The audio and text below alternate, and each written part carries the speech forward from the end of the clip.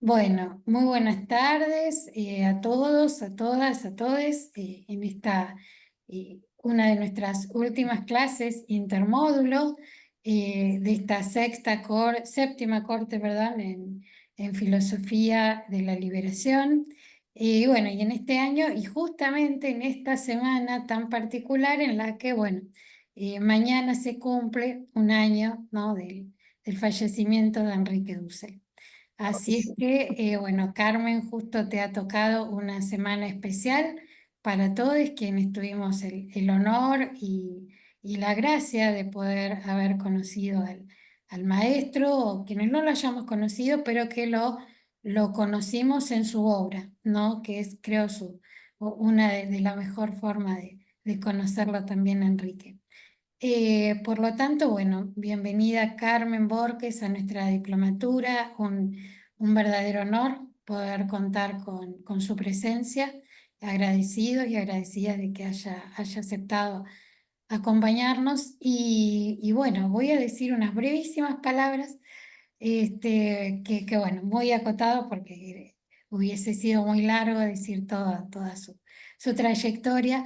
Sin embargo, bueno, vamos a dar unas palabras de quién es la compañera Carmen Borges que nos acompaña, para quienes no la conozcan, y luego le damos la palabra a ella.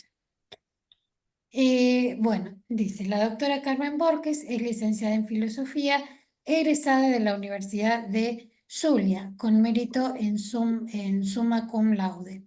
Más tarde cursó estudios superiores de posgrado en la Universidad de Michigan, en los Estados Unidos, donde obtuvo una maestría en Filosofía. Asimismo, terminó los estudios de doctorado de Historia en la Universidad de la Sorbona, obteniendo el máximo mérito. Ha sido profesora emérita titular de la Universidad de Zulia, siendo también profesora visitante en las universidades de Cuba y El Salvador.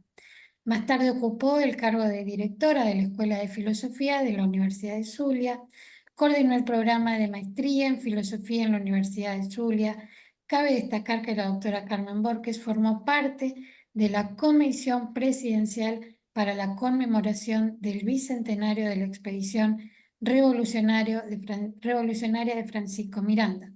Desde el 2011, durante 4 años, fue diputada en la Asamblea Nacional de Venezuela y actualmente se desempeña como coordinadora de la Red de Intelectuales y Artistas en Defensa de la Humanidad. Ha publicado varios libros en el campo de la filosofía y la historia, destacando su más reciente. Bueno, ahora ahí dice su más reciente, pero hay una más reciente. Ese currículum está bastante viejo. Está bastante viejo. Bueno, ahora usted nos dice que ponemos y que no. Sin embargo, bueno, el libro que hoy nos convocaba y que ha sido, sí, de sus últimas publicaciones, y bueno, ya que Juan Manuel hablaba de sus estudiantes, yo apenas descubrí este libro, lo incorporé también a mi programa de Filosofía de la Educación, que es La mujer indígena y la colonización de la erótica en América Latina, ¿sí? Y bueno, creo que ahí algo de esto nos compartía la doctora Carmen Borges hace unos minutos, ya lo compartirá nuevamente. Eh, pero bueno, es los nexos que realiza del lugar de la mujer indígena en la historia, la pretendida llamada historia universal, bueno, tienen mucha conexión con el planteo dusseliano, ¿no? De la filosofía de la liberación y de cómo también ya en los 70, 80 Dussel nos hablaba de la erótica, ¿no? Y la dominación eh, patriarcal, por decirlo de alguna forma, hacia la mujer en todos sus roles y sobre todo desde América Latina. Bueno, usted, doctora Carmen, ahora bueno, nos va a hablar desde Venezuela. Eso es importante destacarlo, y todo lo que usted quiera decir para compartirle a los colegas quién es usted, la escuchamos. Muchísimas gracias. Gracias a ti. Pero primero corregir de lo que se dijo del currículum, si quiero corregir algo, porque yo fui coordinadora de la red de intelectual y artista en defensa de la humanidad durante muchos años, pero dejé el cargo en el 2017.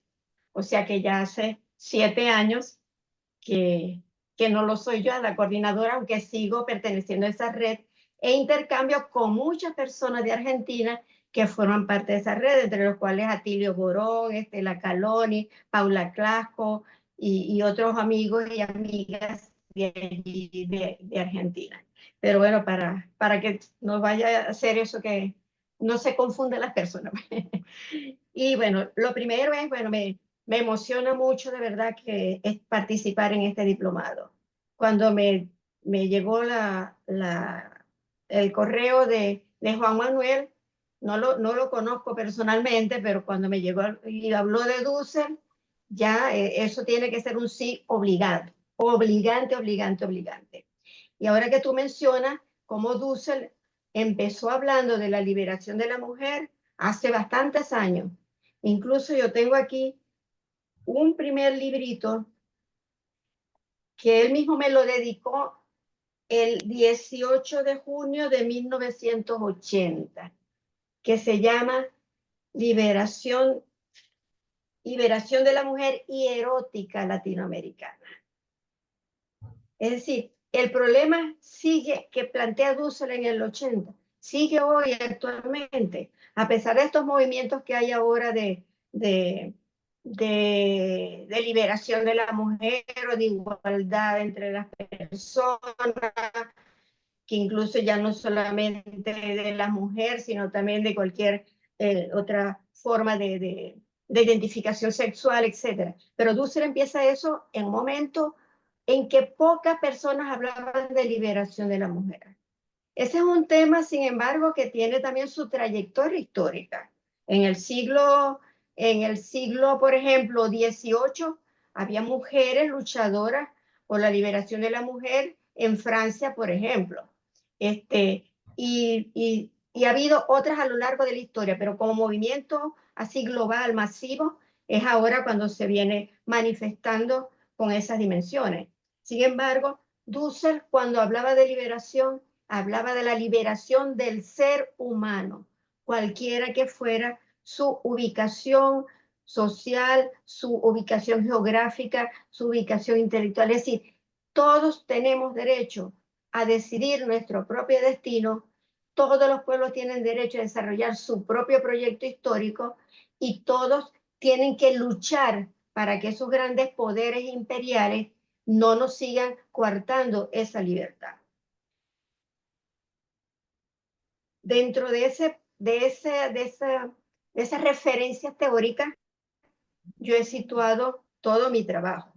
Yo tengo también un trabajo bastante importante sobre Francisco de Miranda, porque es el primero que se plantea el problema de la identidad americana y el primero que plantea un plan de liberación de todo el continente americano de la opresión de España. Es decir, siempre estoy como anotada en ese lado, buscando cómo terminar de liberarnos, no solamente económicamente o socialmente, sino sobre todo de liberarnos intelectualmente y desarrollar nuestro propio pensamiento y nuestras propias maneras de ver el mundo. En este caso, me voy hacia los tiempos de la colonia. Bien sabemos, y sobre todo yo lo hice por esta dimensión que ha tomado de nuevo en España el tratar de hacernos creer que todo cuanto somos se lo debemos a ellos. Ahí está, por ejemplo, el partido Vox. Y la derecha española está hoy muy, muy fuerte con respecto a eso. Y nos viven remachando que fueron ellos los que nos dieron una lengua, una cultura, una religión. Y por lo tanto, están asumiendo, sin decirnos, que quienes aquí habitaban parece que todos eran mudos, que ninguno sabía ni dónde estaba parado y que eran todos paganos. Eso tiene mucho, tras eso se ocultan muchos aspectos que hay que aclarar. Y es en lo que yo pienso concentrarme hoy día. Entonces, en este caso, entonces vamos a ir contra esa leyenda dorada de la conquista y de la colonización española de nuestra América, hasta llegar a tiempos ya más actuales.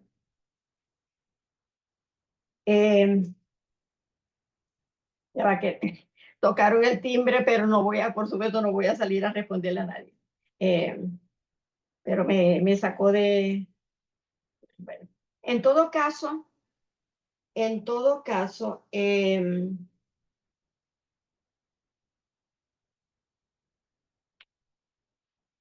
déjeme un momento que... Ay, me sacó.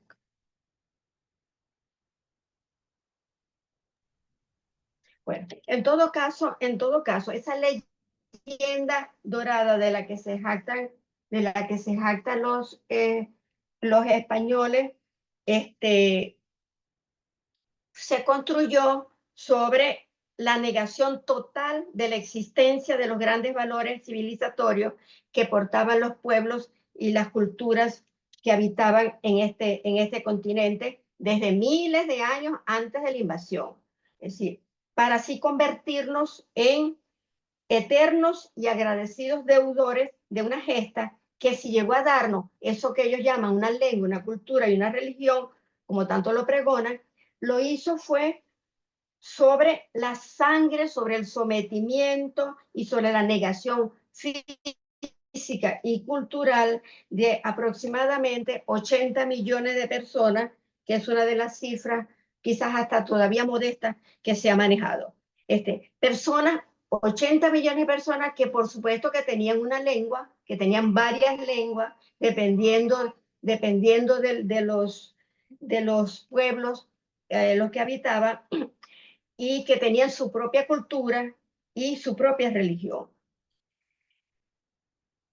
Y si eso, ellos hubiesen llegado con otra actitud, ya que ellos hablan de encuentro, si hubiesen venido con la intención de encontrarse con otros pueblos que tenían también su propia cultura, indudablemente que allí la historia hubiera sido que más bien los pueblos americanos le hubiesen enseñado a ellos cosas que ellos hasta el momento ignoraban.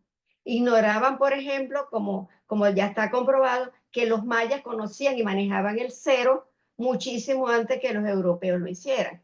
Que los mayas practicaban trepanaciones craneales con asexia, sobrevivían las personas a las que le practicaban eso sin que muriesen en el proceso. Y eso allá en Europa todavía nadie se había atrevido a hacer una trepanación craneal. Bueno, ahora, de todas maneras,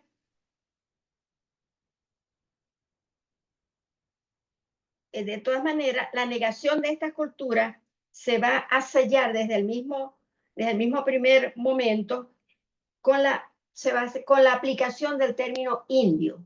Con ese término ellos totalizaron toda la diversidad cultural que había en América y la metieron por un solo tubo. Todos son indios. Indios que para ellos eran salvajes, indios que no tenían para ellos ninguna cultura, ni indios que para ellos terminan diciendo que lo que eran engendros de Satanás por cuanto no conocían las escrituras sagradas, y también por una razón, porque estaban partiendo de sus propias concepciones del mundo, de sus concepciones míticas, según la cual el mundo habitado fue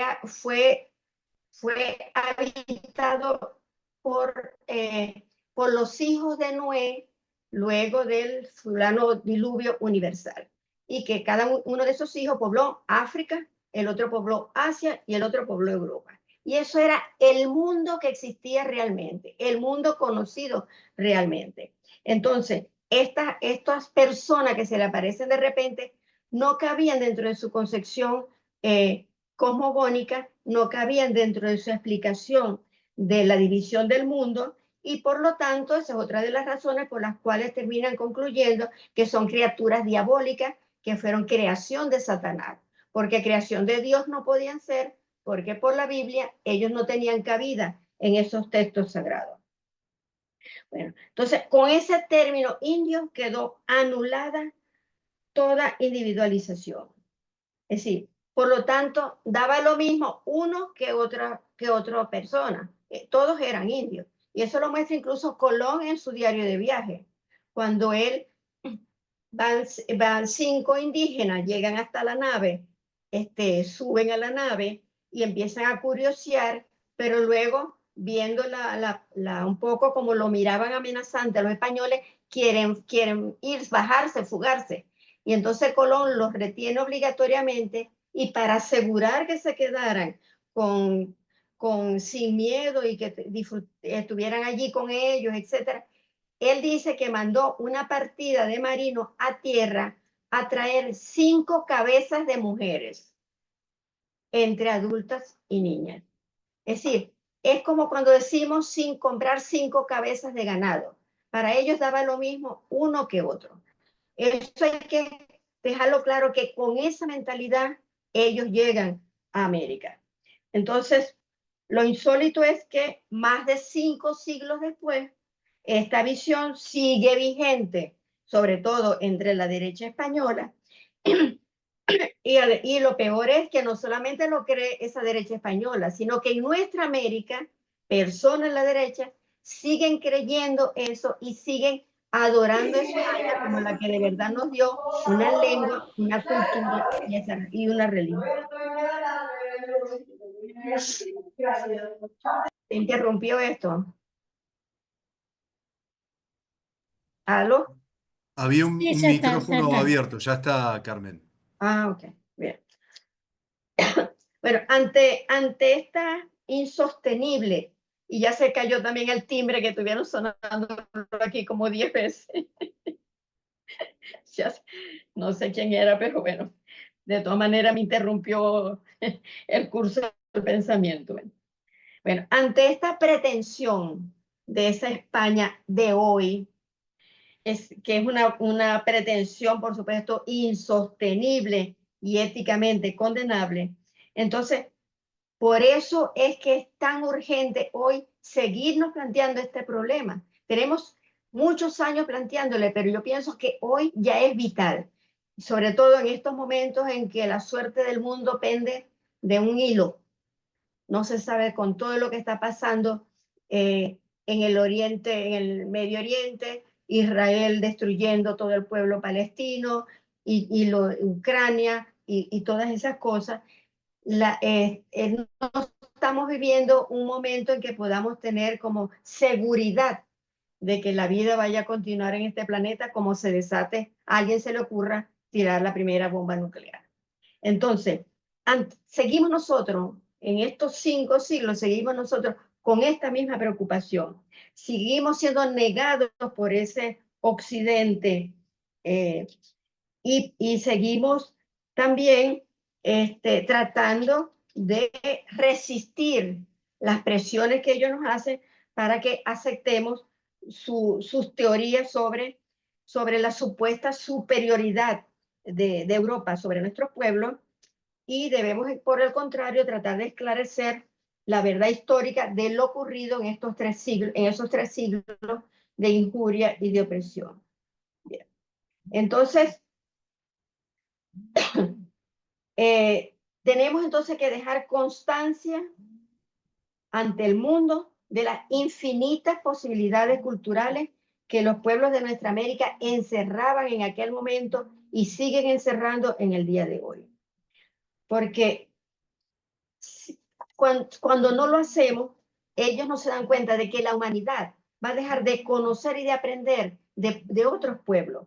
Cuando la ambición imperial les hace creer que hay ciertos seres superiores o escogidos que son libres de imponer a sangre y fuego su modelo, aunque luego cínicamente pretenden esconder su crimen bajo mantos bienhechores, como lo trató de hacer España hace 5 siglos, y que en nuestro caso se tradujo en el más grande genocidio y etnocidio cometido en la historia de este planeta. Bueno, y en esta historia que a grandes rasgos he intentado trazar, en esta historia de la dominación de España sobre Abya-Yala, sobre nuestro continente, la principal víctima de toda esa dominación, de toda esa fuerza física ejercida sobre esto, de todos esos intentos de someternos a como diera lugar, de todos ellos, la principal víctima fue la mujer indígena. Y lo fue por las dobles razones, por ser indígena y por ser mujer. Incluso hoy, incluso hoy esa dominación se sigue ejerciendo sobre las poblaciones indígenas. Solo en muy contadas ocasiones la mujer indígena ha sido considerada por la tradición histórica occidental como objeto valioso de estudio. Y en los casos en que lo ha sido, resulta casi imposible poder precisar su imagen real a partir de las descripciones históricas que de ella se hacen y las cuales por lo general están totalmente distorsionadas por una visión occidentalizadora, cristiana y machista. Mucha gente te quiere argumentar sobre ello, sobre las mujeres, citando a los cronistas de la época o citando autores como Bernardino de Sahagún y otros que trataron de defender, o hasta del mismo Padre Las Casas, que trata de defender a las comunidades indígenas. Pero esa visión de estos señores no podían separarse de las categorías mentales que regían el pensamiento en lo que es hoy España, porque incluso cuando llega la invasión, todavía España no existe. Es simplemente el Reino de Castilla que está tratando de anexarse el resto del territorio. Todavía España no se ha formado. Pero bueno, pero esa visión sigue perviviendo en muchos de los actuales españoles, como por ejemplo estos del partido Vox. Ahora, si partimos de la distorsión que subyace en el presupuesto mismo en el cual Occidente ha construido la historia de nuestra América, es decir, a partir de la dicotomía civilización-barbarie, y no como producto del enfrentamiento de culturas diferentes, pero igualmente válidas, no resulta entonces extraño que la imagen de la mujer indígena termine diluyéndose y confundiéndose con la de un ser abyecto y demonizado. Ahora bien, en esta historia de América Latina, construida por Occidente, y alrededor de este tema de la mujer indígena, van a surgir dos tesis también muy difundidas y que tienen además una relación estrecha entre sí, y que tienen también que ver con la mujer indígena. La primera de esas tesis, que es un tanto metafísica, por cuando se refiere al fundamento mismo del ser latinoamericano actual, es el mestizaje. Y la segunda ya toca el aspecto más profundo de la subjetividad de toda persona, que es la erótica. Ahora, la relación entre ambas tesis, entre la erótica y el mestizaje, se expresa en la sugerida proposición de que el mestizaje y con él la construcción de la nueva cultura fue posible gracias, y aquí viene una de las cosas más aberrantes que se les pudo ocurrir a estos colonizadores españoles. Ese mestizaje se debió a la disposición incitadoramente voluntaria de la mujer indígena para el abrazo amoroso conquistador. Esta es una tesis que está muy bien construida. Aparece una mujer ardiente, fogosa, con un deseo sexual nunca satisfecho por su pareja masculina, porque el hombre indígena es presentado entonces allí como un hombre frío, desinteresado en el sexo, a quien incluso La violaron. ¿Aló? A quien incluso los curas tenían que tocar la campana de las iglesias para recordarles que tenían que cumplir un deber conyugal. Claro, ellos no se plantean, bueno, y si tanto era así que los hombres no tenían interés por el sexo, sino solo las mujeres, ¿cómo es posible que hubiesen 80 millones de habitantes sobre este territorio? Eso parece que a ninguno se le ocurrió pensarlo. Bueno, en segundo lugar, esta proposición va a agregar también una justificación ya a posteriori que ha resucitado otra vez, que es el hecho de que este continente es un continente mestizo y que eso le da un valor ante el resto de los pueblos, pero que ese valor fue gracias o se constituyó o ese valor se generó a partir de la llegada de los españoles aquí, cuando las mujeres, ante la frialdad que mostraban sus hombres, se lanzan en los brazos del conquistador. Con eso están matando dos pájaros de un tiro. Uno, ocultar la violencia con la cual fueron engendrados esos primeros mestizos. Es decir, que fueron producto de una violación por lo general casi total. Sí, no sé, por supuesto, hubo mujeres que quizás sí se entregaron voluntariamente, pero la mayoría de las mujeres, y los textos lo demuestran, los textos de los propios cronistas españoles, los textos que hablan de cómo mujeres preferían suicidarse o si tenían hijos, matar a los hijos para que ellos no tuvieran que vivir esa tragedia que ellos estaban viviendo.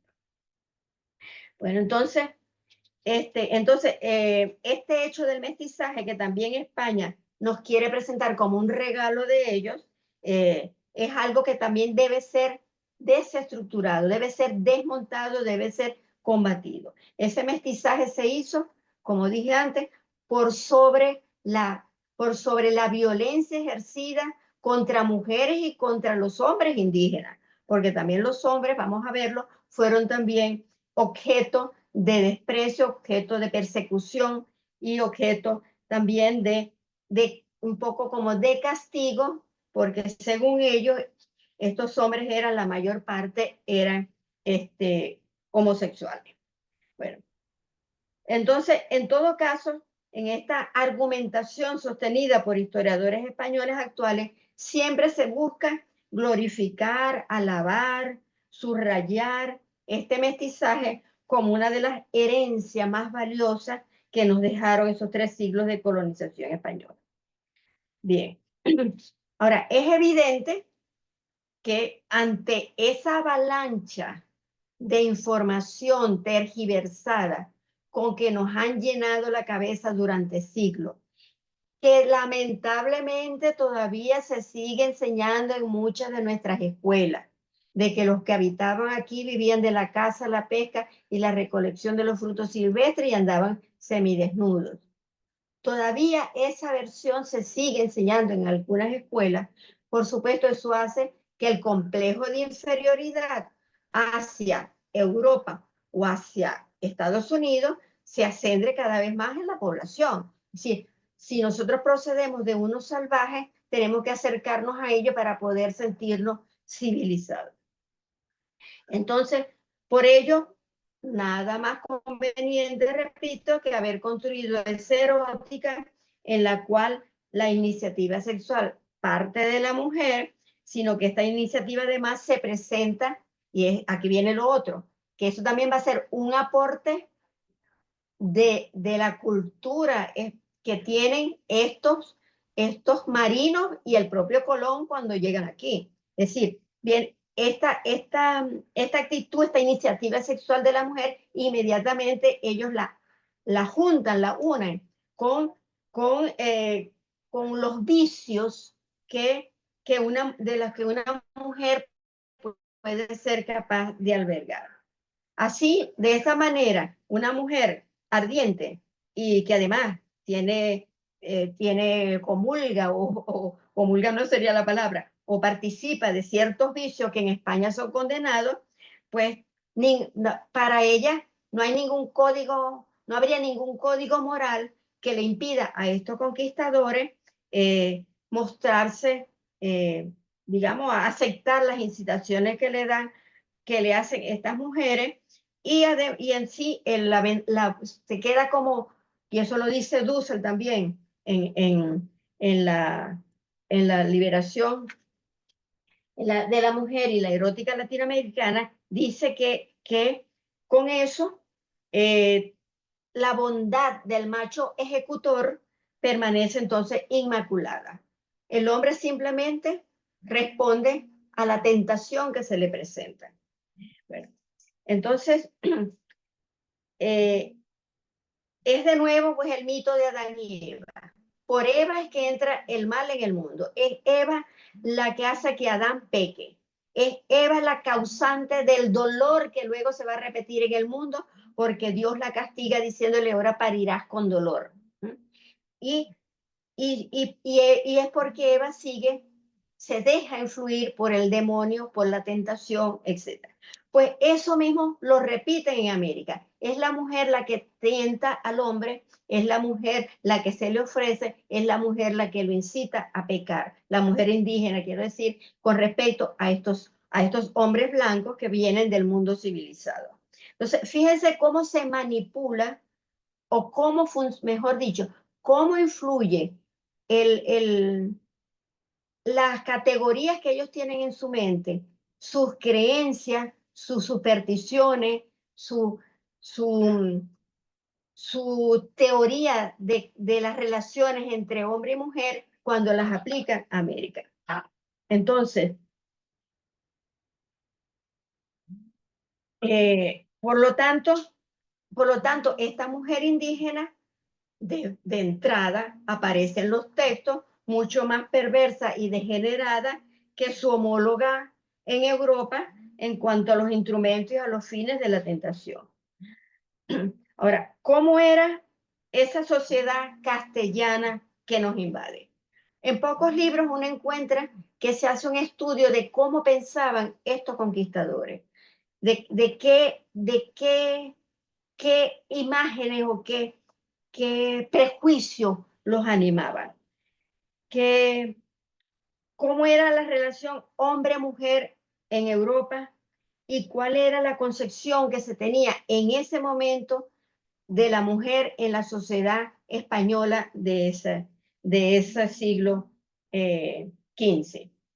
Entonces, tengamos presente además que tanto los conquistadores como los cronistas que van a relatar las hazañas de esos conquistadores, tenían una única concepción de la mujer y de su papel en el mundo. Y si no aclaramos esto, no va a ser posible entender o darse cuenta de la falsedad de la historia que nos han vendido. Por ejemplo, en la Europa de entonces, e incluso todavía hoy, se vas a los pueblos de España y el pensamiento no ha cambiado con respecto a la relación hombre-mujer. El hombre es plenamente libre de ejercer sus pasiones eróticas, pero la mujer no. Recordemos nuevamente que en la propia Biblia la mujer es fuente de mal.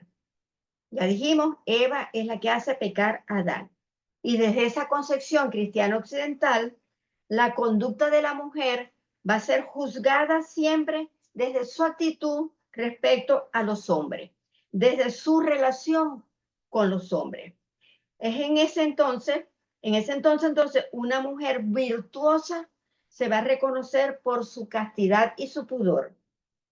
Más aún, aunque ella se esfuerce por aparecer casta y pura, la sospecha no se va a levantar. La sospecha va a seguir siempre presente de que ella, si es tentada, va a pecar.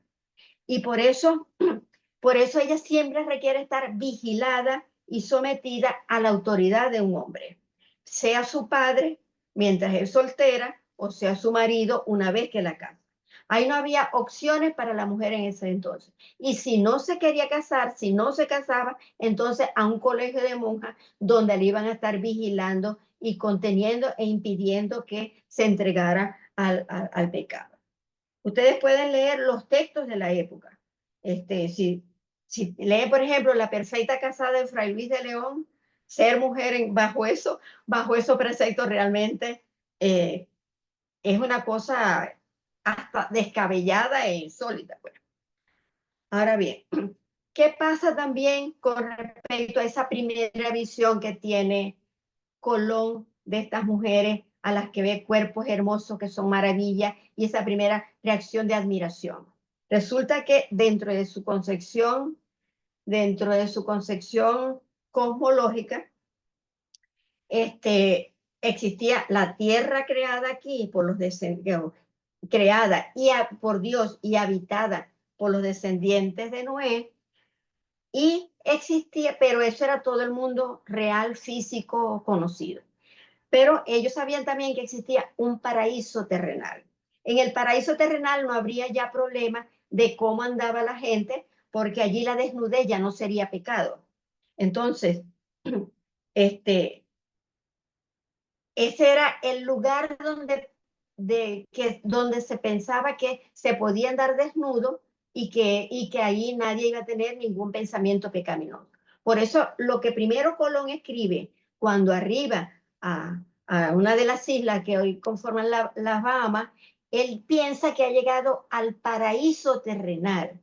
¿Por qué? Porque ve hombres y mujeres desnudos. Entonces él piensa que ya llegó al paraíso terrenal, que a lo mejor el barco, lo que están viviendo allí es solo un sueño, que el barco de ellos que venía se lo tragó a algunos de esos monstruos que ellos pensaban en aquel momento que habitaba el océano Atlántico, llamado en ese entonces el mar tenebroso por los monstruos que lo habitaban, y piensa pues que murieron y han llegado al paraíso terrenal. Entonces, por eso su primera impresión es de maravilla, de admiración, perdón. Ahora bien, pero sí había otro lugar ya en el mundo físico real, donde ellos habitaban en Europa, donde también se permitía la desnudez. ¿Cuál era este? Los prostíbulos. En ese entonces, los hombres podían ir a los prostíbulos a satisfacer todas sus pasiones que no podían satisfacer con sus esposas, a quienes tenían que tratar como una mujer casta y pura. Entonces, el prostíbulo era como, digamos, como el alter ego del paraíso terrenal, porque ahí también podía existir la desnudez sin que se condenara, porque ni la Iglesia Católica lo condenaba en ese momento. Es decir, era aceptado que un hombre, para saciar sus pasiones, pudiera ir a un prostíbulo a satisfacer, por supuesto, sus excesos eróticos. Bueno, entonces, por eso, desde el propio comienzo de la conquista, se va a juzgar a la desnudez de la mujer indígena desde esos parámetros.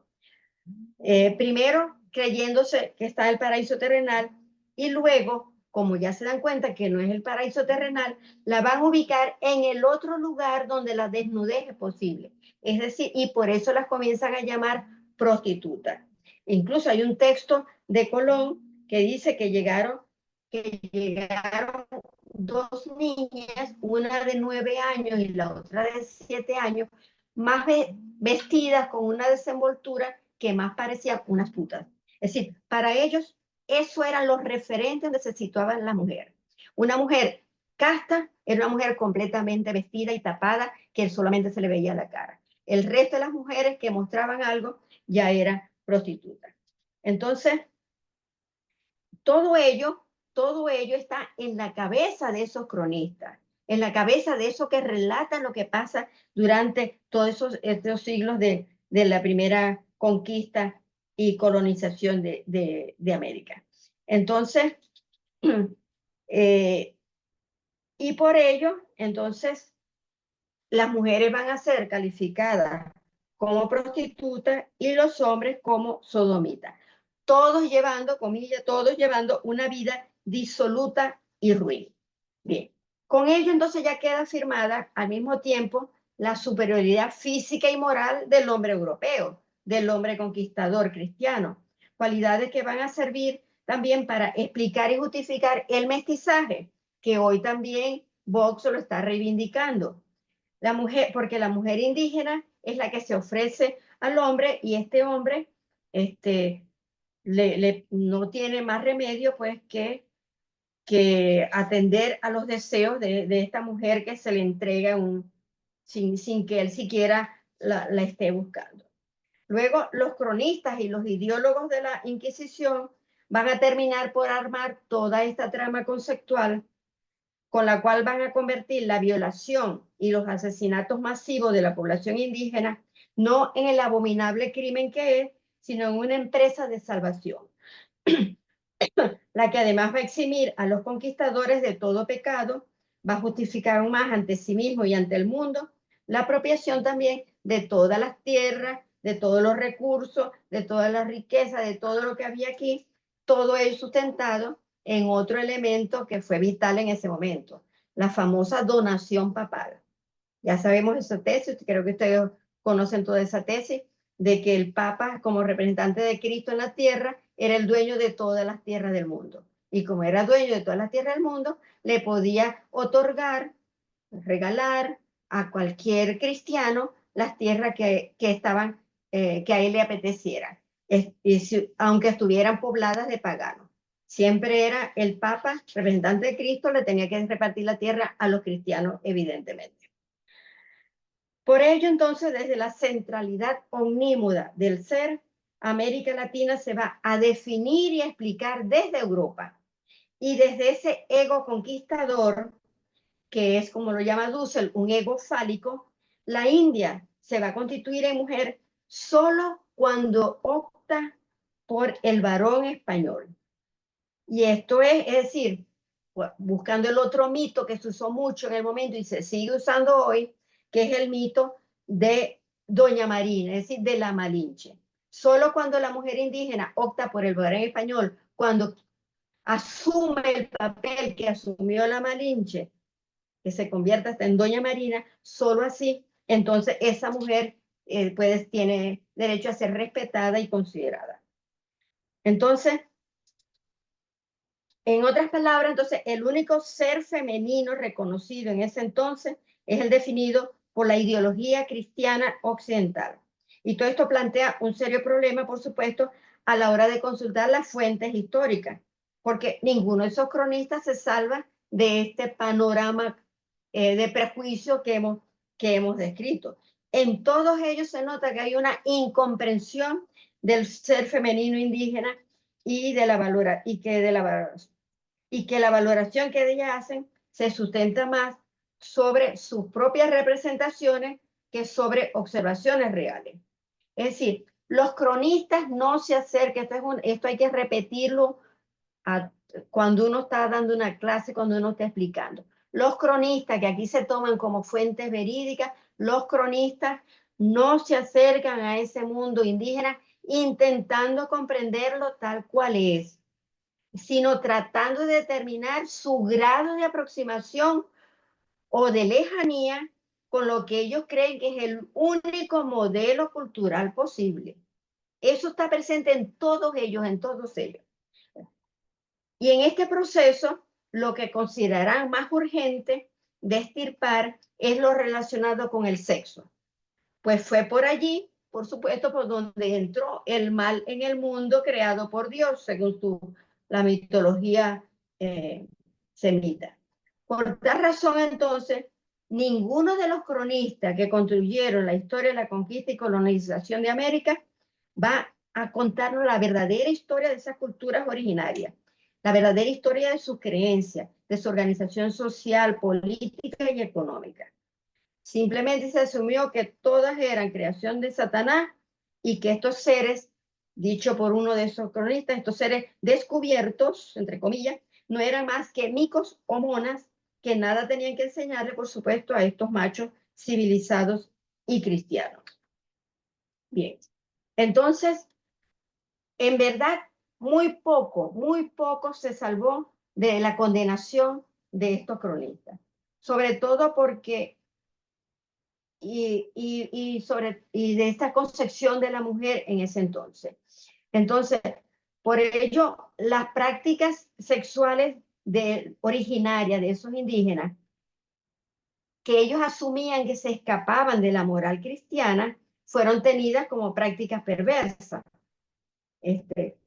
Y por eso las costumbres sexuales propias de los indígenas no van a aparecer en los textos de los cronistas, sino cuando es menester presentarlas hiperbolizadas o transformadas por sus propios fantasmas sexuales. Bien, siguiendo entonces las pautas del dualismo cristiano, los cronistas van a discriminar las observaciones sobre la vida amorosa de los hombres y las mujeres indígenas, construyendo dos imágenes opuestas. Por un lado, la de aquellos que viven moralmente como si fueran cristianos, y por el otro, la de los pervertidos. Las mujeres que se ubican en el primer caso son recatadas, obedecen al marido, viven dedicadas a su hogar y son muy devotas. Todo lo contrario ocurre con la segunda. Tanto hombres como mujeres parecen vivir sin respetar norma alguna, apareándose de cualquier manera y con quien les venga en gana. Pueden cambiar, cito, los hombres a su mujer por una bacinita de azófar o por una hacha de hierro. Son putas ellas y polígamos o sodomitas ellos. Se emborrachan y son haraganes. En otras palabras, llevan una vida disoluta y ruin. Y eso lo dice, eso aparece eh, en Fray Diego de Ocaña, creo, al hablar de los chiriguanos. Ahora, pero ¿cómo ocurría en la realidad eso? Si dejamos de lado las distorsiones, podría decirse que en general, por el contrario, y contrario a lo que ellos pensaban, la monogamia y evidentemente la moniandria y la fidelidad entre parejas era la norma en esas sociedades originarias, aun cuando en las capas altas de algunas sociedades, como ocurre en las llamadas grandes culturas, la poligamia estuviese instituida. Incluso se nota en los reyes europeos de la Edad Media y siglos después posteriores, que podían tener varias mujeres porque a ellos les tenían que asegurar una descendencia para que heredaran el trono. Entonces ellos sí podían ser polígamos, pero el resto de los hombres tenían que ser con una sola mujer. Bien, entonces entonces, en el aspecto que nos concierne, perdón, la mujer en el mundo indígena ¿sí? No parece haber estado en posición de inferioridad respecto al hombre. Incluso bajo el supuesto negado de la existencia de relaciones sexuales públicas indiscriminadas y contra natura, como algunos cronistas refieren, no parece que ellas hayan sido solo privilegio del varón. En todo caso, se trataría de ser ciertas esa descripción, una orgía colectiva totalmente anómica y como tal, pues no nos interesa. Entonces, por lo que toca a las relaciones sexuales que se daban dentro del marco de las normas o costumbres particulares establecidas, que son las que seguramente ocurrían en las sociedades amerindianas o en cualquier otro grupo humano que haya habitado o habite este planeta, las fuentes consultadas sean transcripciones de relatos orales de origen anterior a la conquista o sean de relatos posteriores, coinciden todas tácitamente en mostrar la existencia de una valoración de la mujer similar a la del hombre, es decir, que la concepción de la mujer en esas sociedades originarias se distinguía pero radicalmente de la concepción que traen estos conquistadores. Pero eso muy poco se estudia, muy poco se estudia. Ahora, por ejemplo,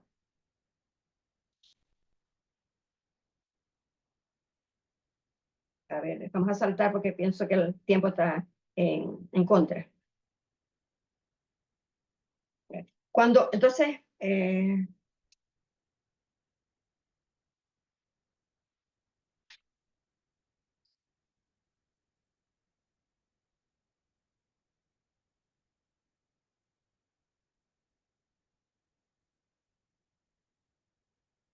en todo caso, eh, en todo caso, sería bueno, hay algo que es necesario que hagamos en nuestra América. Es necesario hablar de la concepción originaria de los hombres y mujeres indígenas de que pueblan este continente a la llegada de los españoles. Y tenemos textos fundamentales que nunca tratamos en nuestros salones de clase. Para eso tenemos, por ejemplo, el Popol Vuh. Cuando vamos al Popol Vuh, resulta que el principio creador no es masculino como es en la mitología semita. El principio creador es siempre dual, es siempre hombre-mujer. Incluso, es verdad, hay un texto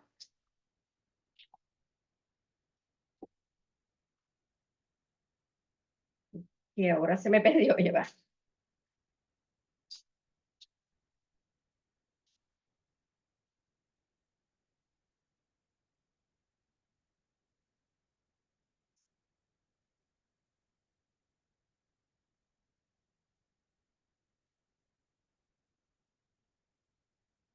Disculpen.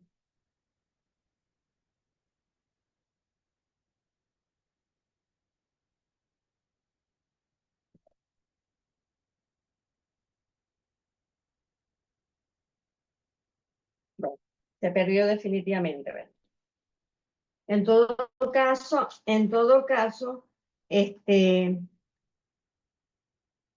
por ejemplo, contra esa cultura castellana, occidental y cristiana, se le puede contraponer fácilmente la vida comunitaria que existía desde miles de años de antes de la invasión. Sus valores, sus creencias, su sabiduría, su organización social, las normas de relacionamiento amoroso. Aquí está.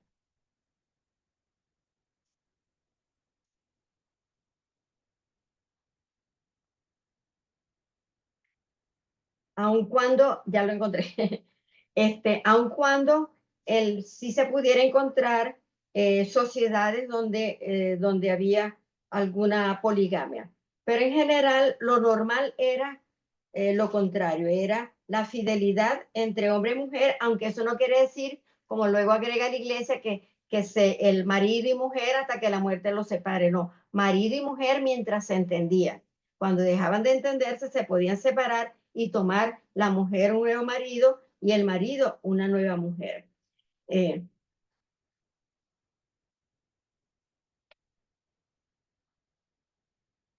Por ejemplo, entre los guaraníes incluso el adulterio cometido por la mujer no implicaba necesariamente repudio, pues todo dependía de que fuese o no la primera vez, y en caso de darse el repudio, esta debía hacerse prudentemente y sin maltratos.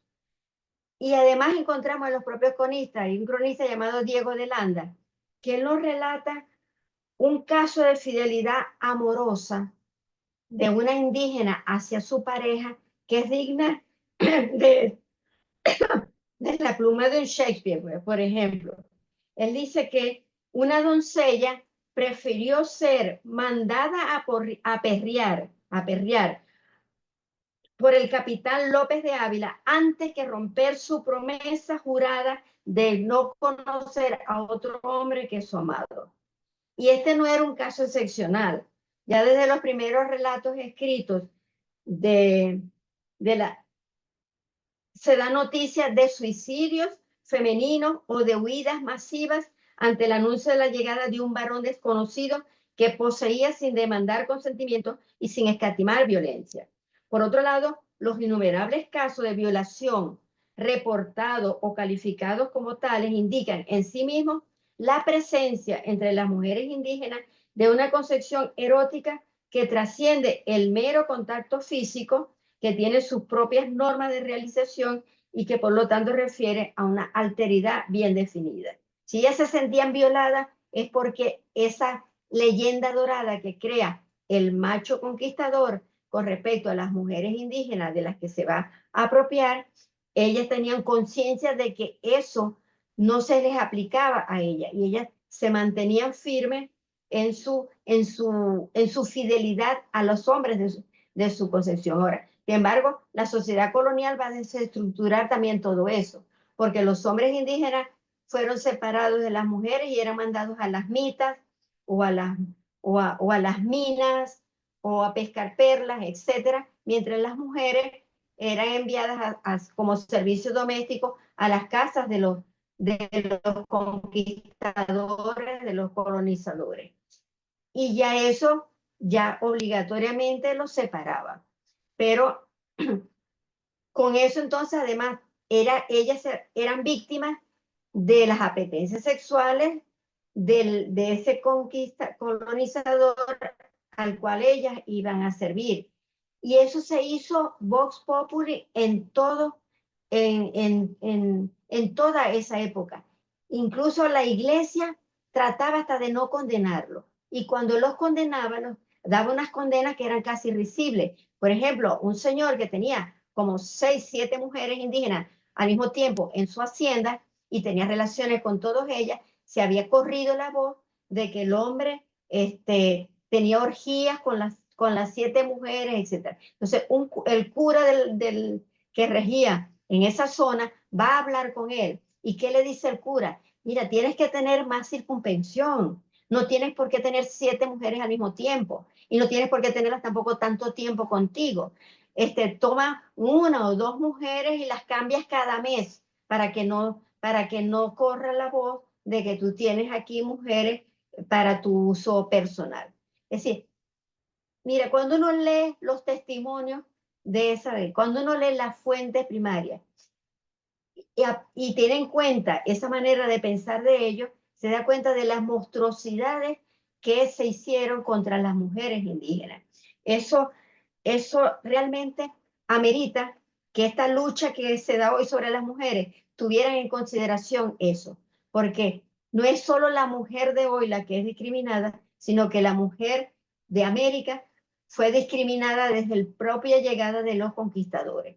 Y no es que los indígenas, hombres indígenas, estuvieran a favor de tener varias mujeres. Al contrario, si recordamos, Colón, después de ese primer viaje, él se lleva varios hombres y mujeres indígenas para enseñárselos a la reina y deja parte de su tripulación en una de las islas para que estén allí hasta que él regrese.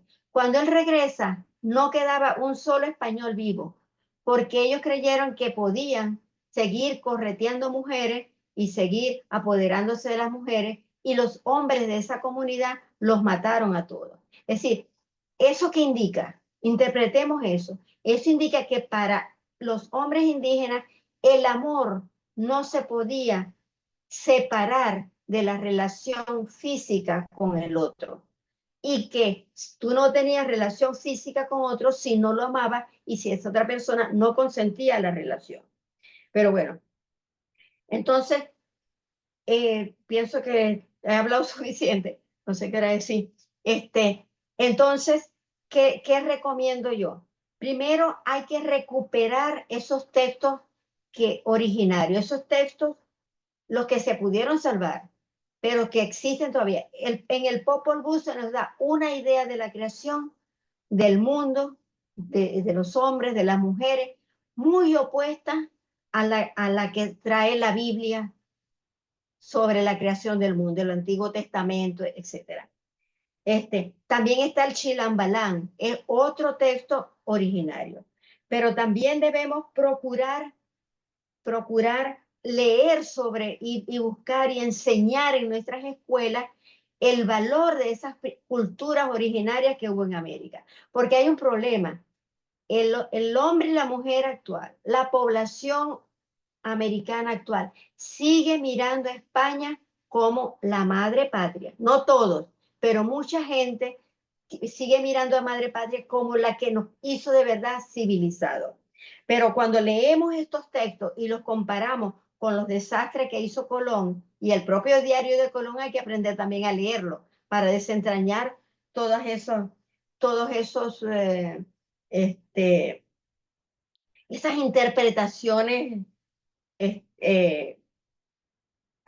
¿cómo se puede decir eso? Manipuladas que hacen sobre las creencias, sobre la organización social, económica, familiar de esos indígenas y que después los propios los cronistas van a repetir. Pero debemos buscar eso. Hay formas de cómo, además, hay textos hoy que se pueden leer. Ya sabemos que el códice maya ya fue, ¿cómo se llama? Descifrado lo hizo un ruso llamado Yuri Norosov. Y ese códice se pueden leer, se pueden interpretar. Hay que buscar que los historiadores, que los antropólogos, etcétera, se metan a descifrar esos códices, se metan a rescatar esa verdad que todavía permanece sepultada por todos estos prejuicios de Europa, que se cree un ente superior y que piensa que solo el conocimiento que de ellos emana es el conocimiento real y con el cual además nos han domesticado a nosotros. Porque lo que dije al comienzo, no es posible que la carrera de filosofía sea solo filosofía europea. Aquí no ha habido hombres que piensan. Por supuesto que los ha habido porque todos los seres humanos somos iguales. Está también, hay poemas que en el libro La mujer indígena y la colonización de la erótica en América Latina, hay poemas que hablan de una erótica fresca, de una erótica sincera entre el hombre y la mujer indígena. Hay poemas de amor de una belleza incalculable. Entonces, algunos poemas de esos están aquí en este libro. Y además, debemos entonces procurar que en donde nuestras áreas de influencia, que las personas sobre las cuales nosotros tengamos alguna, digamos, autoridad docente o moral, lo que sea, se pongan a leer sobre esas culturas antiguas y se haya también un trabajo de corrección de nuestros textos escolares. Es posible que aquí se hable de la cultura griega y romana como la única cultura que debemos aprender, como donde comenzó el pensamiento filosófico. No, aquí también había pensamiento filosófico. Y así como se habla de la cultura griega, podemos hablar de la cultura maya, de la cultura azteca, etc. Tenemos argumentos de sobra para hacerlo. Solo nos falta deslastrarnos la mente y comenzar a trabajar por tratar de descubrir nuestra propia identidad, por descubrir nuestras propias habilidades, nuestros propios conocimientos y hacer que el mundo entero lo conozca y lo respete. Bueno, lo dejo hasta aquí porque creo que me pasé de la hora. No, estamos perfectos. Muchísimas gracias por esta presentación. Bueno, este es el momento en el que abrimos el espacio por si hay comentarios, alguna pregunta, eh, algo que nos quieran compartir.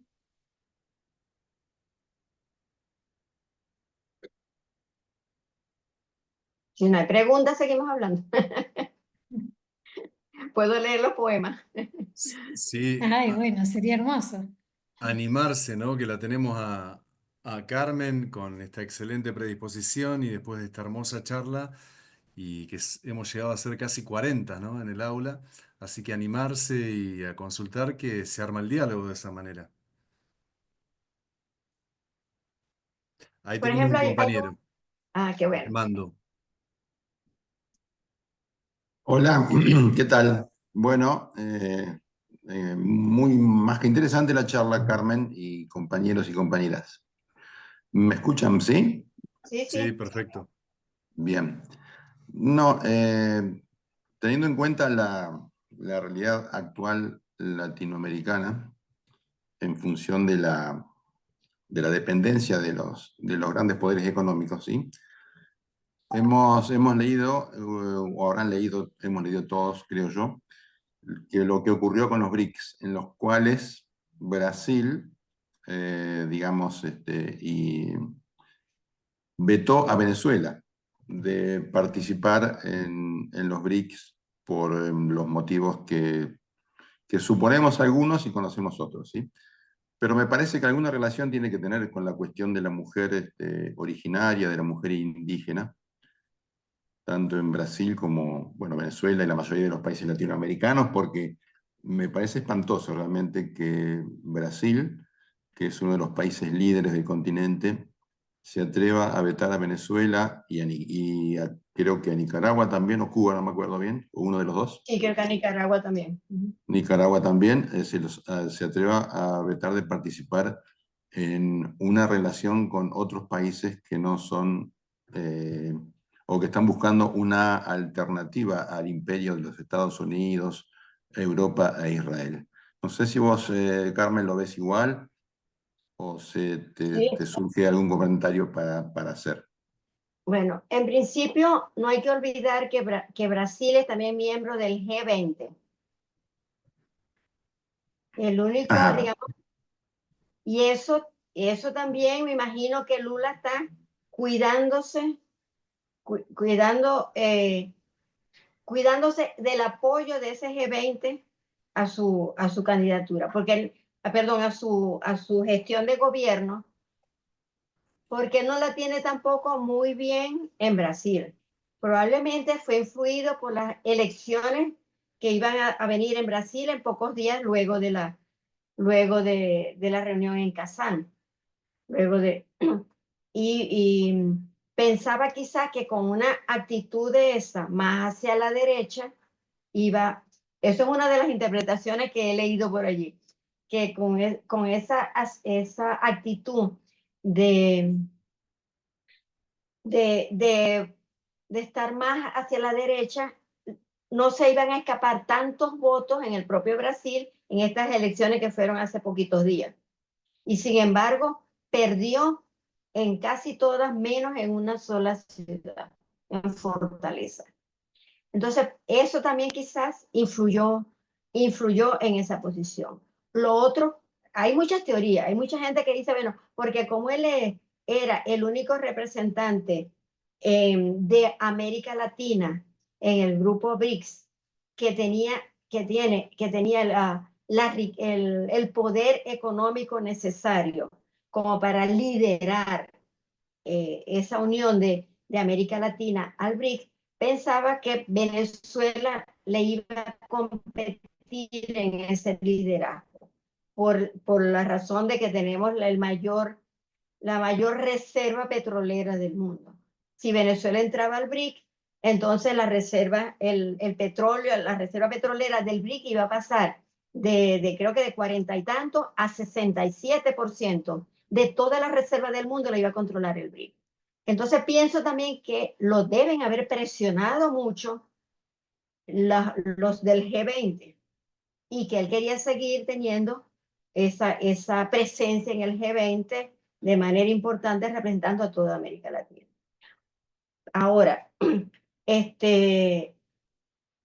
otras personas dicen, bueno, que siempre hablan de que Itamaraty es un poder dentro del poder en Brasil, que Itamaraty siempre toma las últimas decisiones. Y eso se vio cuando estaba todavía Chávez vivo, cuando se crea la CELAC, que se quiere crear además el Banco del Sur, que se quiere crear también una moneda propia que era el sucre.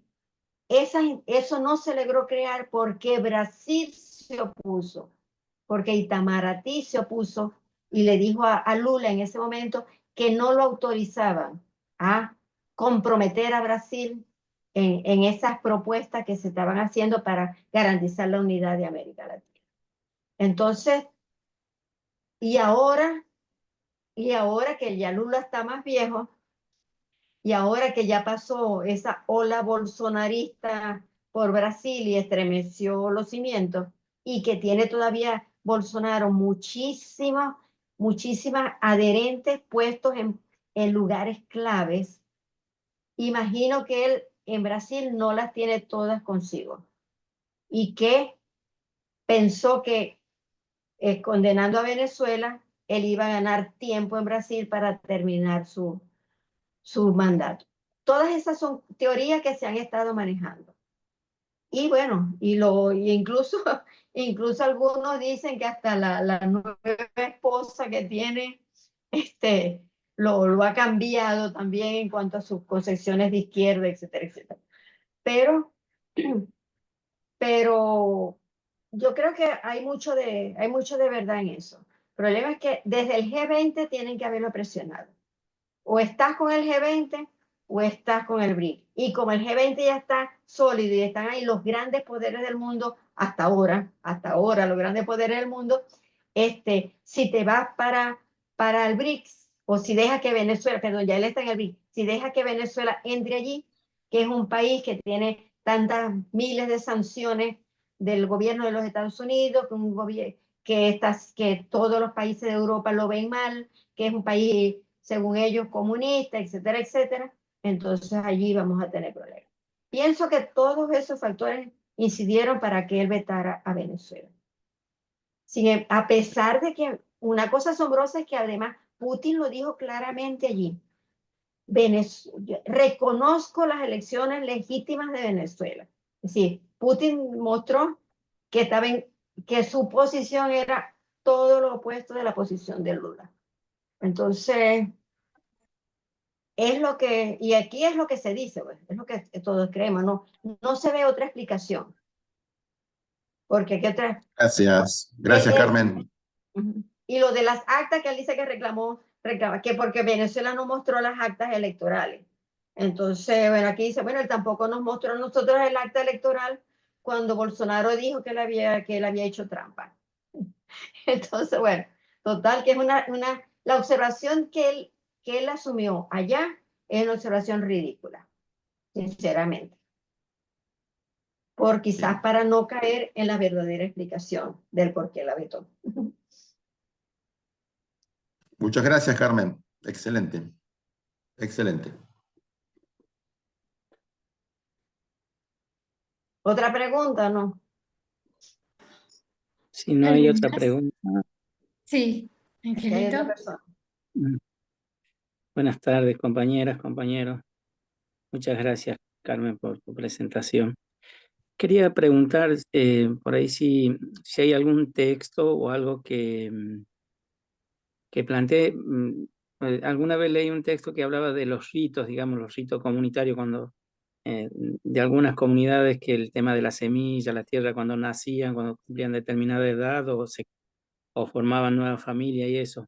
¿Habrá algún texto que plantee esto, por ejemplo, digo, además de la cuestión de la huida de las mujeres indígenas de los lugares o los suicidios, y un texto que más o menos nos ubique, o capaz que está en el códice que nombrabas, que ya está traducido, que podemos leerlo, los ritos, digamos, vinculados a la sexualidad en las comunidades? Bueno, los textos que más se conoce, que son los de estos, gente como Bernardino Sahagún y eso uno, si tú los lees teniendo en cuenta los prejuicios que rigen su mente, tú puedes sacar de ellos la versión contraria. Es una manera indirecta de conseguir la fuente, ¿entiendes? Porque, por ejemplo, en el caso de Sahagún, él hace una buena descripción, el libro que publica y que tiene ilustraciones de Teodoro de Bry, es una maravilla, el libro. Pero te das cuenta de que él juzga a las comunidades indígenas desde sus prejuicios europeos, españoles, pues, o castellanos, porque en ese momento era Castilla. Y entonces, leyendo como al revés lo que él dice, puedes darte cuenta de cómo pensaban de verdad los indígenas. Por ejemplo, hay una diosa del amor que para los aztecas era la diosa del amor y está pintada, etc. Y él reproduce la imagen, pero le pone como subtítulo la diosa del deseo carnal y de la promiscuidad, por ejemplo. Para ellos es amor, para él es deseo carnal o promiscuidad. Ese es el problema, que cuando uno estudia historia, a uno no le enseñan a leer eso, teniendo en cuenta que el que está escribiendo desde su propia visión anterior al conocimiento de esas comunidades originarias, porque en su mente no pasaba que existiese esa parte del mundo. Por eso cuando Colón cree que llega a la India, pues para ellos existía solamente Europa, Asia y África, punto. Y de repente aparece esto, ¿y esto quién lo creó? Esto no lo creó Dios, tiene que haberlo creado entonces Satanás. Y estos que vienen a relatar las hazañas, todos están actuando desde su propio prejuicio. ¿Cómo te explicas, por ejemplo, también hay un libro de Miguel Rojas Mix que se llama América Imaginaria, que recogió todas las imágenes que estos cronistas hacían de los habitantes de ese territorio. Y ahí tú ves que aparecen, por ejemplo, indígenas que tenían los ojos, la nariz y la boca en el pecho. No, de aquí no tenían cuello ni cabeza, sino que era aquí. O indígenas con unas orejas, los pintaban, con unas orejas que le arrastraban hasta el piso. Y eso se lo mandaban al rey. ¿Con qué intención? Miren los monstruos que nosotros estamos enfrentando. Y eso ya se tenía por cierto. Es decir, hay que escribir una no historia de la historia que ellos escribieron sobre, o una antihistoria de la historia que ellos escribieron. Y pensar siempre que ellos están juzgando desde eso. Para estos cronistas, lo que decía Vives, por ejemplo, lo que decía Fray Luis de León, todo lo que decían ellos, eso era en las normas morales por las que había que regirse.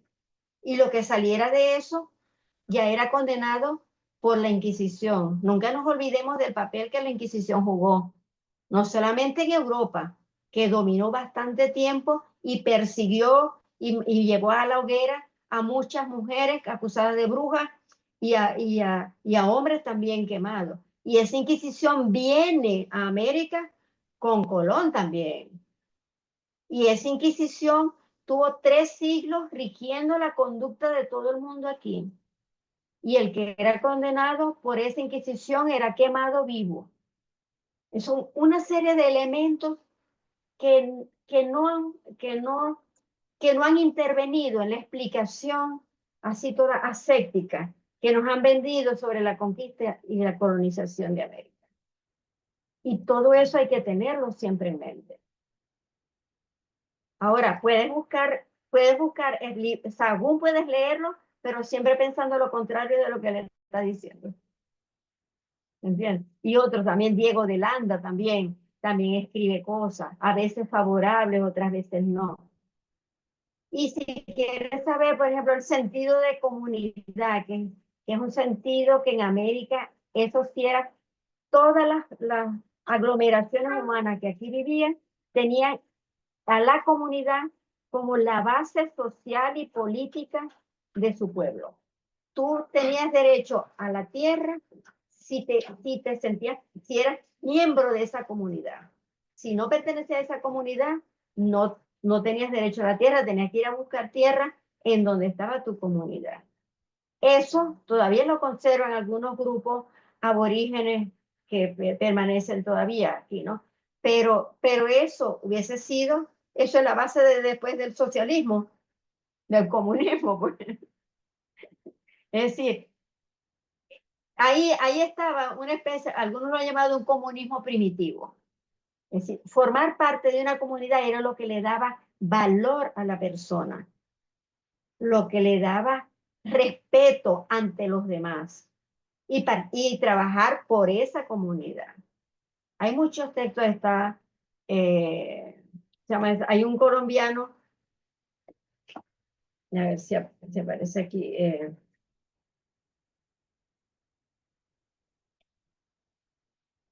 Ahorita se me olvidó.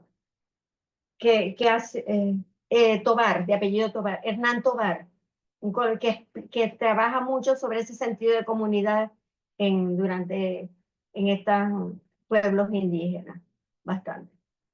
Y bueno, y ya solamente desde el hecho de habernos puesto indio a todos, y ahí nos totalizaron, todos somos indios, y se borraron todas las diferencias culturales, de las cuales ellos ahora viven reclamando. Pero para ellos, no para nosotros. Nosotros seguimos siendo indios, todos juzgados con la misma vara. Entonces, Carmen, quería, muy interesante lo que estabas diciendo a lo último, pero antes de hacerte una consulta en relación con esto, allí en el chat, Daniel Rimoli pregunta de los poemas que trajiste, ¿cuál es el que más te gusta y por qué? no, no es porque me guste, sino por lo que dice. Ya te lo voy a leer.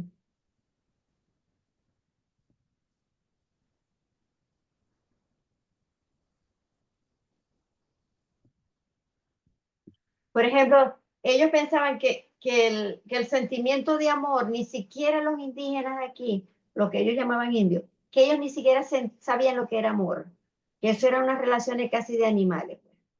Y por eso también a los hombres indígenas, ellos lo acusan de sodomía y los mandan a perrear y todo, los trataron muy feamente para exterminarlos y eso. Entonces, pero mira, este es aquí está. De la poesía náhuatl te voy a leer este. Eso está en Cantares Mexicanos. Esto lo publiqué en el tomo 3, lo publicó la UNAM. Dice, fíjate cómo se perciben las mujeres y ellas mismas en sí y en su relación con los hombres. Dice, tal vez mi mujeril ser comete locuras. Se apena mi corazón. ¿Qué remedio? ¿Qué haré yo? ¿A quién tendré por varón? Deja que me aderece con plumas, mamacita.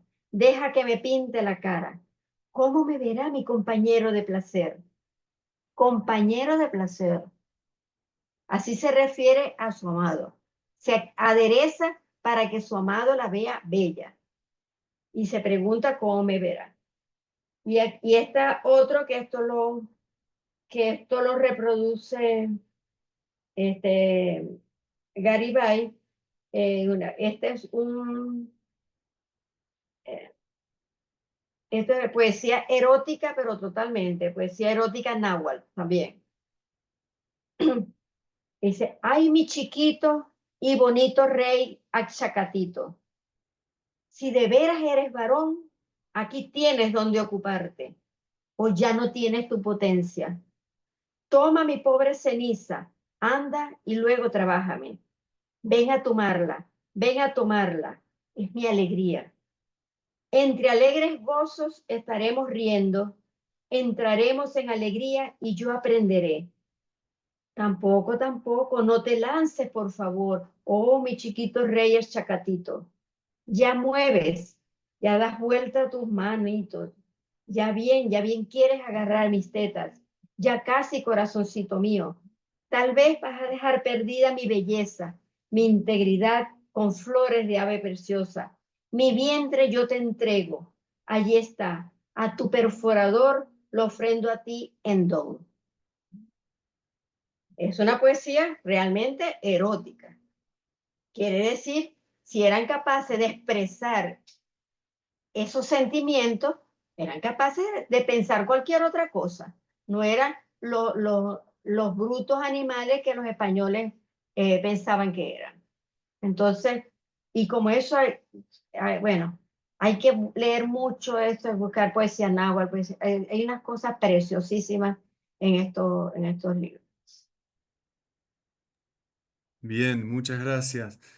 Quería hacerte una consulta un poco para poner en valor, ¿no? Tu intervención. Me pareció muy interesante lo que vos traías en relación con las ficciones eurocéntricas, ¿no? De los cronistas y un poco retomando lo que en estas clases nosotros conocemos bien, ¿no? Esta idea de la crítica dusseliana al mito civilizatorio o al mito de la modernidad, que supone esto, ¿no? Supone más bien una racionalidad que al totalizar, ¿no? O al pretender totalizar, eh, tiende a negar, decías vos, a encubrir, ¿no? A esa alteridad bajo las proyecciones o bajo los prejuicios eurocéntricos, ¿no?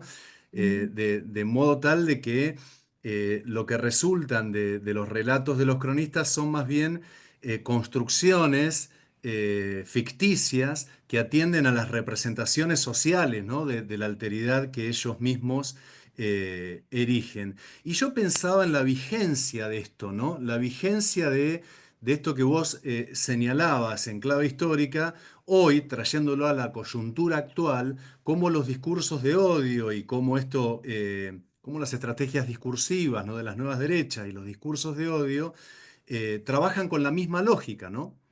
Con esta racionalidad monológica, diríamos Monológica, nosotros, o el exacto. monólogo monocultural eurocéntrico, diríamos desde las epistemologías del sur, y cómo hay ahí toda una forma de pensar, ¿no?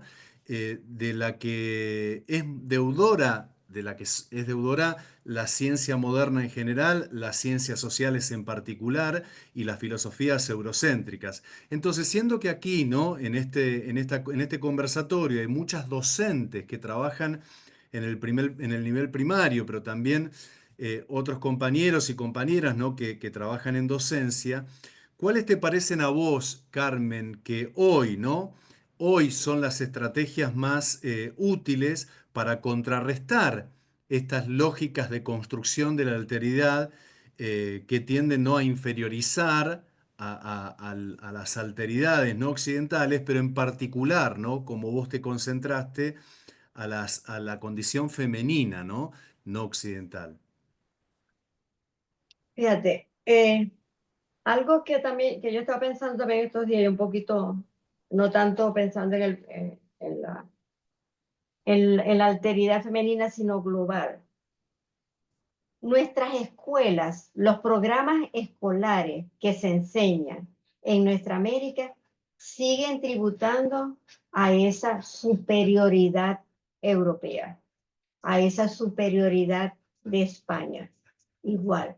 Entonces, y siguen enseñándose que aquí los habitantes eran poco más, como dijo un cronista en el 1560 y tanto, que aquí lo que había era algo más que micos o monas. Mucha gente, parece increíble, pero todavía mucha gente piensa que el pueblo llano es algo más que micos o monas.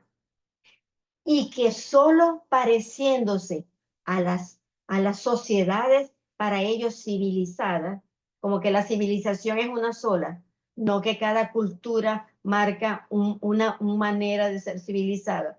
Solo pareciéndose a esa civilización que es la que reina hoy día, civilización occidental, solo pareciendo así, tú te alejas de lo animal y te acercas a Dios.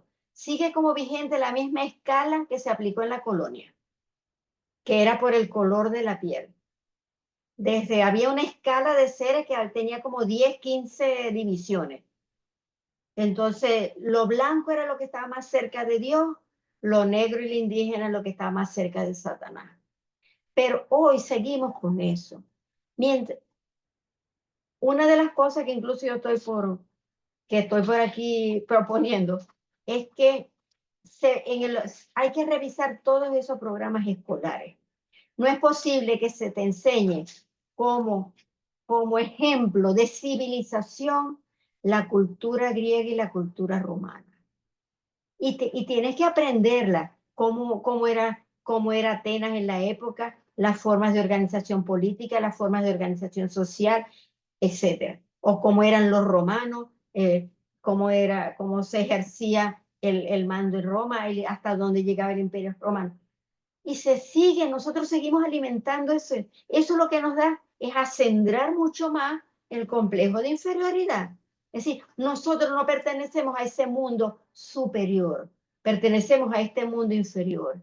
Y la única manera de, más o menos, de subir de nivel es pareciéndonos a ellos.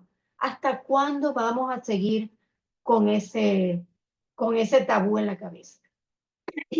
Y si no y hay que hacer la tarea, hay que empezarla por la educación, desde los niños, Es decir, te ponen el modelo norteamericano, que es el que más incide aquí, el modelo norteamericano como el modelo a imitar. Y no se dan cuenta que es una sociedad que está totalmente descompuesta. No se fijan en la cantidad de drogadictos, en la cantidad de gente que duerme en la calle, en la cantidad de gente que si no tiene dinero no puede pagar un médico, que no hay nada gratuito. No se fija en eso, porque ya se entronizó aquí el modelo de que ser como los norteamericanos es el modelo máximo de ser un ser humano. Y lo mismo con Europa. Aquí todos los que se gradúan en la universidad y quieren hacer el doctorado en la Universidad de Salamanca o en la Universidad de Michigan o en la Universidad cualquier universidad de Estados Unidos. Entonces, ¿cómo romper? Para mí la principal tarea es tratar de romper eso que sigue atornillando ese sentimiento de inferioridad ante otras culturas. Y Dussel lo mostró muy bien, porque, por ejemplo, la cultura griega y romana, los europeos llaman que la cultura griega es la filosofía griega, ellos empezaron la filosofía con la filosofía griega. ¿De dónde, cómo llegó la filosofía que llaman griega a Grecia? Llegó del norte de África, fueron los árabes. La civilización más importante en ese entonces eran los árabes. ¿Y por qué España no habla de los 8 siglos de ocupación musulmana de su territorio? ¿Por qué no celebra el Día de la Hispanidad, el día en que expulsa a los últimos moros de España, sino que lo quiere celebrar es el día en que ellos descubren América? Entonces, tanto ellos como nosotros estamos trabajando con ideas falsas, totalmente falsas. Entonces, el Clarísimo. problema es que el poder económico le interesa que eso se mantenga tal cual, que ellos puedan seguir dándonos órdenes aquí. Nosotros somos seres que no tenemos ni civilizados, que somos brutos, etcétera, etcétera. Entonces, ¿cómo vamos nosotros a administrar el petróleo, por ejemplo? ¿Cómo vamos a saber administrar el oro? Lo que está ahora buscando todo el mundo, el litio, etcétera. No son ellos los que tienen la habilidad conceptual, técnica, industrial, etcétera, etcétera. Nosotros solamente copiamos lo que ellos nos permitan copiar. Entonces, eso hay que tratarlo, tiene que juntarse pienso yo, con un equipo de psiquiatras, de educadores, de historiadores, de todo, a tratar de buscar una ruptura de esa, eso es casi como, ¿cómo se puede decir? Como que si tuviéramos Una segunda piel. una, una segunda piel, pues, una segunda piel. Y eso es importante. Por eso Dussel tanto mostró y él analizaba, mira todos los autores que Dussel recorrió, pero ¿para qué los recorrió? Que algunos lo critican ¿por qué tenía que estar bien? ¿Por qué? Para buscar de dónde habían tomado eso. Y aportaron un gran concepto a la filosofía de la liberación. Toda filosofía es situada. No es que un pueblo es el más inteligente del mundo y es el único que piensa. No. Lo que dijo Descartes se debe a las consecuencias que produjo en Europa el descubrimiento para ellos, porque ellos sí fue que descubrieron, el descubrimiento para ellos de que existía una cuarta parte del mundo que ellos no se imaginaban que existía. Y eso puso en cuestión todas las teorías científicas del momento, todas. Entonces, pues Descartes se crea entonces una ola de escepticismo, la ciencia pierde su base, entonces no hay en quién creer, cómo es esto, que ahora aparece este otro mundo por acá, etcétera, y se crea ese gran escepticismo. ¿Y qué hace Descartes? Volverle a dar al hombre europeo una base sólida en la que pararse y construir. De ahí el cogito, ergo sum, que la única verdad a la que él no puede dudar es que si él piensa, existe.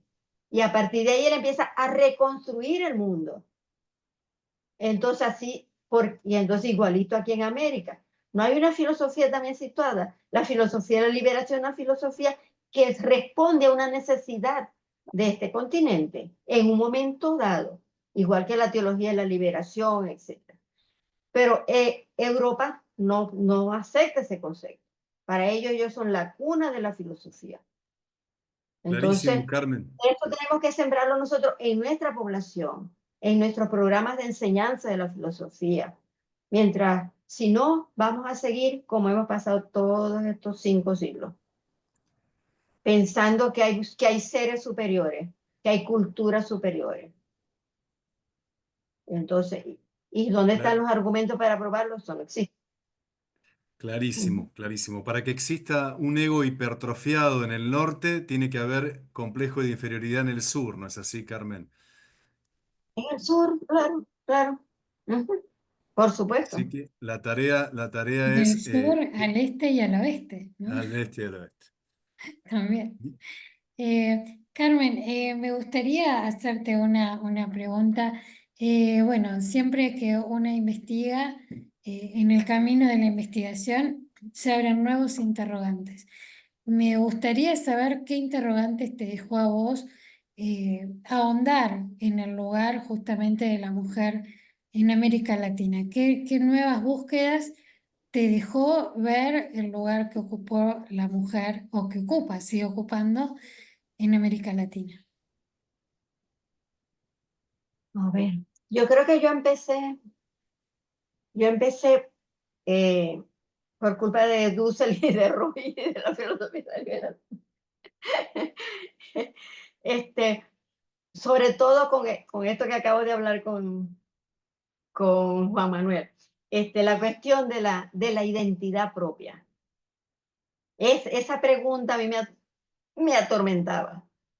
Entonces, viendo la educación que uno recibió y la que se seguía enseñando y todo eso, la constatación de cómo había países que nos querían seguir dominando, que quieren poner y quitar los presidentes aquí, porque los gringos quitan presidentes que no les convenga, le dan un golpe ya, etc. Entonces, yo empecé la investigación preguntándome los fundamentos de una identidad propia. ¿En qué nos podíamos basar para concebirnos como un pueblo distinto de todos los demás, pero con los mismos derechos de todos los demás? Nada inferior ni nada. Entonces empecé examinando varias cosas. Me metí, por ejemplo, de ahí me pongo a leer, ahí me empecé a leer los cronistas, me empecé a leer cómo España había llegado y cómo había moldeado aquí la realidad para que fuera una reproducción de la de ellos, porque solo reproduciéndose ellos aquí podía mantener una dominación también aquí. Si no reproducían sus categorías mentales, los habitantes de aquí no los iban a seguir. Entonces por allí llegué al problema de la mujer indígena y llegué al problema de la identidad americana. Entonces, sobre esos dos temas se ha centrado mi trabajo. ¿Qué dicen? ¿No se acaba el tiempo? Sí. Sí, Nadia, si te parece, leemos el chat y si no hay Dale. alguna otra consulta, ahí hay un compañero creo que levantando la mano, ahí le damos la palabra en el chat. Bueno, retomaban alguna de tus reflexiones, Carmen, ¿no? En relación con matrices de pensamiento que puedan permitirnos valorar la propia identidad, ¿no? Los valores ancestrales y esos simbolismos presentes en las múltiples formas de expresión artística, ¿no? eh, que a veces se nos imponen, sugería la compañera allí en el chat, que tienen que ver con la industria cultural del norte global y su capacidad, ¿no? de imponer sus representaciones. Otro compañero, Armando, en relación con la administración del agua, ¿no? Y cómo eso también, con la lógica del pretendido subdesarrollo, quedan en manos de empresas genocidas de Israel, decía el compañero, ¿no? Como si no hubiera recursos técnicos y humanos aquí, ¿no? En nuestra región. Hay los recursos, pero nosotros mismos no creemos en los recursos propios. Ujú. Bien. ¿Querés desarrollar un poquito eso, Carmen? Apenas un minuto, si querés. Bueno, parte de esa alienación en la que vivimos, se impuso ese pensamiento occidental como el único pensamiento posible o el pensamiento superior que domina en el mundo. Y se nos impuso de tal manera que ni siquiera nos interesamos en conocer qué hay más allá de Europa, qué hay más allá de los Urales. Ni siquiera nos interesamos en saber cómo piensan los chinos, ni los indios, ni nada por el estilo. Y de África mucho menos, porque de África nos sembraron la idea que eran simplemente bestias de carne. Y de nuestras propias comunidades tampoco hemos investigado el tesoro que deben encerrar esos códices, porque esos eran indios que tampoco eran civilizados. Entonces a la hora, eso nos ha hecho con ese sentimiento de inferioridad se han desarrollado nuestras sociedades. Hemos tenido gobernantes que para hacer que nuestros pueblos se sientan como mejor o que acepten que su gobierno es mejor, reproducen aquí modelos de fuera. Por ejemplo, aquí en Venezuela hubo un gobernante a fines del siglo XIX, Guzmán Blanco. Este señor transformó urbanísticamente a Caracas, pero él venía influido por el Art Deco francés. Entonces, vemos aquí techos que representan eso, una expresión cultural de Francia, edificios que representan Europa en general. ¿Por qué? Porque no creemos en nosotros mismos y hemos tenido arquitectos buenos, pero arquitectos que también fueron formados con los patrones arquitecturales de Europa y de Estados Unidos. Ahora, esto Clarísimo. de la explotación del litio y de eso, ¿por qué tiene que ser una empresa extranjera? Para eso, además que ahora se puede uno tener acceso a todo lo que ha producido la humanidad a través del Internet. Te puedes meter en las bibliotecas más lejanas que tengas de tu tierra y puedes leer libros. ¿Quieres explotar litio? Aprende del litio, busca información y mira los métodos de explotación y hasta llega y explótalo tú mismo. Pero se les parece muy fácil darle el contrato a una empresa extranjera. En muchos también ahí funciona la corrupción, porque ahí les va a quedar a ellos una comisión fuerte.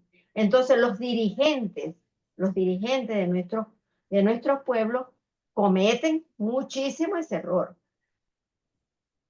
Muchísimo ese error. Entonces, Clarísimo, clarísimo, Carmen. Nadia, si te parece, iríamos cerrando. Había un compañero con la mano levantada. No sé si está Walter, por...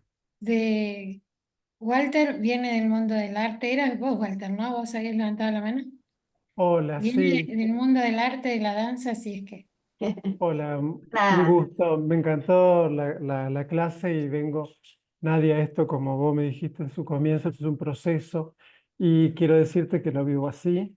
Hoy me encuentro en la casa de mi madre, y mi madre es de Salta y mi papá que nació en el Chaco, y toda la historia que fuiste contando, Carmen, y no podía dejar de alguna manera eh, de, de reconocer mi historia también, ¿no? Porque mi abuela, desde el Chaco, que ella en realidad fue gallega y vino a vivir en el Chaco, y bueno, esta cuestión que a mí mientras te escuchaba, me producía irónicamente como una...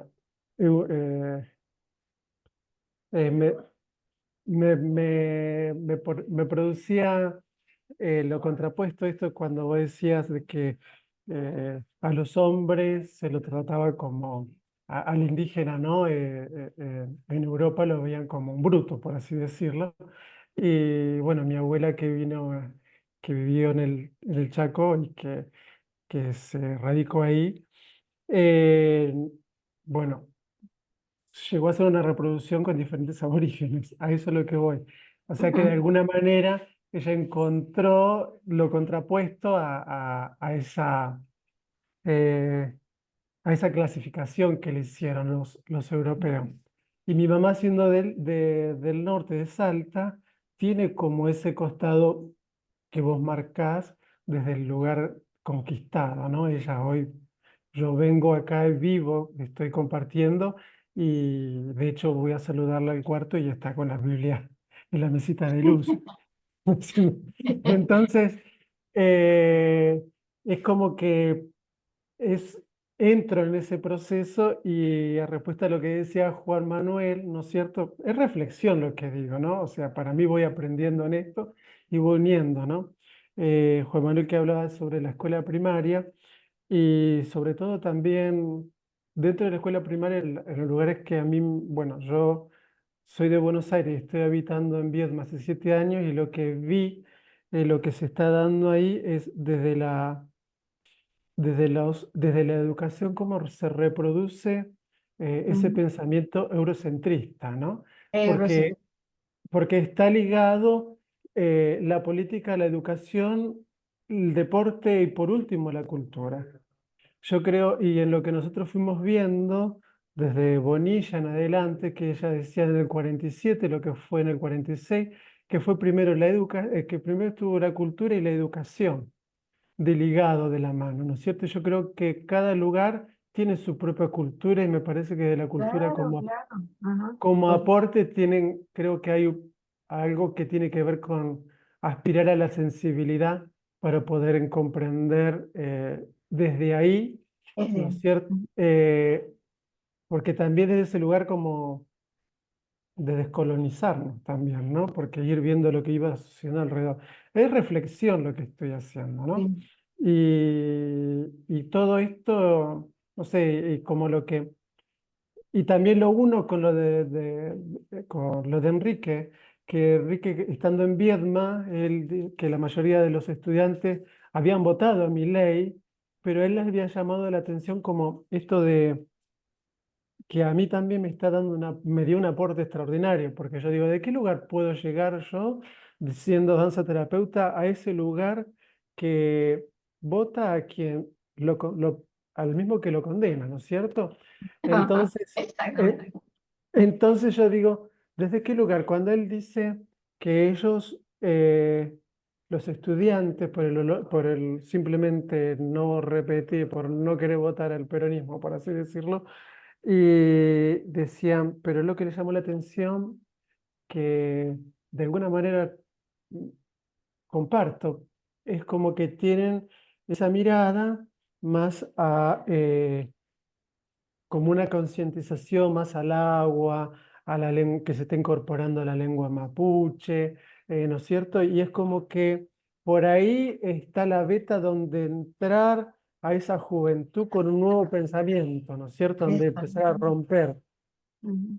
Y ahí me está dando la pauta como que volver otra vez a la cultura. Yo digo, desde acá es yo poder desarrollar, hacer un arte, haciendo la subsunción, como dice Dussel, de lo proestético, con relacionando a la naturaleza, ¿no? Tomando como conciencia eso como para, Dussel hablaba del sujeto vivo.